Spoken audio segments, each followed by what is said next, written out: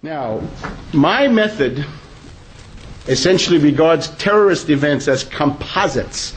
They're a point of intersection of 3 or 4 different levels of reality. And the main thing you have to understand is you've got certainly the people you see, right, the ones we've just showed you, Atta and company. Those are the dupes, the useful idiots, the fanatics, but above all the double agents who run them. Those are the scapegoats who are going to take the fall. The problem you always have to apply is, does the patsy have the physical technical ability to create the effects observed? Can Lee Harvey Oswald, using the Mannlicher Carcano 1917 rifle, successfully fire the requisite number of shots with bolt action in the time that he has? No. And it doesn't depend on his criminal intent. He can have all the criminal intent in the world. It won't let him do it. And these guys, you can say, oh, they hate us, oh, they hate us. Doesn't matter how much they hate you. They can't do it. Okay, so this is a whole world of provocateurs, double agents.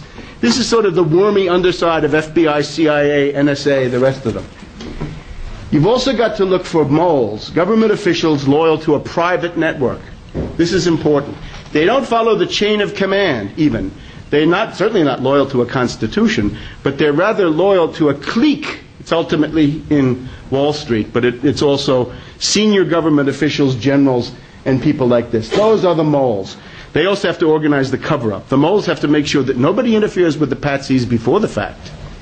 Not because the patsies are going to carry out the attack, but because if the patsies are already in jail, you can't blame the crime on the patsies. So they've got to stay free, and then they've got to be arrested immediately, and you've then got to have a cover-up.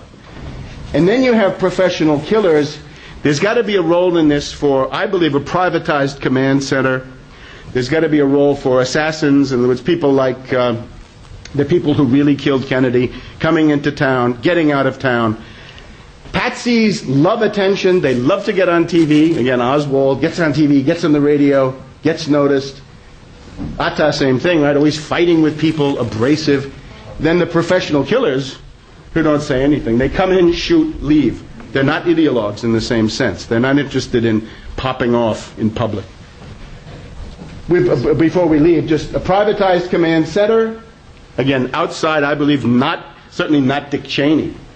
Can you imagine you're going to have this whole operation, you're going to make it depend on a guy who's 4 heart attacks and 3 pacemakers, sitting there with his wife who keeps turning the CNN up so you can't hear the interagency task force talking?